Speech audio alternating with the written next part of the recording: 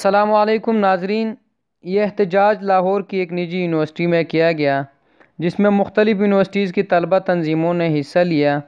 ان طلبہ کا کہنا تھا کہ ہم سرخ انقلاب لائیں گے۔ ناظرین، پاکستان میں شروع ہونے والا یہ نیا انقلاب جس کو سرخ انقلاب کا نام دیا گیا ہے، یہ کیا ہے اور اس کے پیچھے کون ہے، ان سب پر ہم بات کریں گے۔ لیکن اس سے پہلے جن لوگوں نے چینل سبسکرائب نہیں کیا وہ میرے چینل کو سبسکرائب کرے اور ویڈیو کو ضرور لائک کیجیے۔ انقلاب یا لال انقلاب اس لیے شروع کیا گیا تاکہ پاکستان میں موجود تمام خواتین کو مکمل طور پر بااختیار بنایا جائے۔ پاکستان میں موجود تمام خواتین کو اپنے فیصلوں میں آزاد کیا جائے تاکہ وہ اپنے مرضی کے مطابق کچھ بھی فیصلہ کر سکتی ہو۔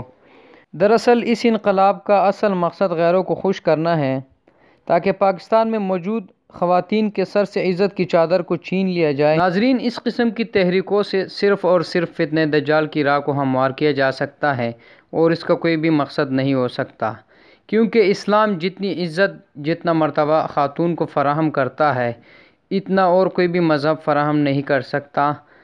لہٰذا اس قسم کی تحریکوں کو نہ کیا جائے اور نہ ہی اس قسم کی تحریکوں کو سپورٹ کیا جائے۔ ناظرین، میری آج کی ویڈیو آپ لوگوں کو کیسے لگی ہے اس پر لائک ضرور کیجیے اور اپنے کومنٹ کے ذریعے اپنی قیمتی رائے دیجیے۔ ایک نیو ویڈیو کے ساتھ پھر حاضر ہوں گے، اس وقت کے لیے اللہ حافظ۔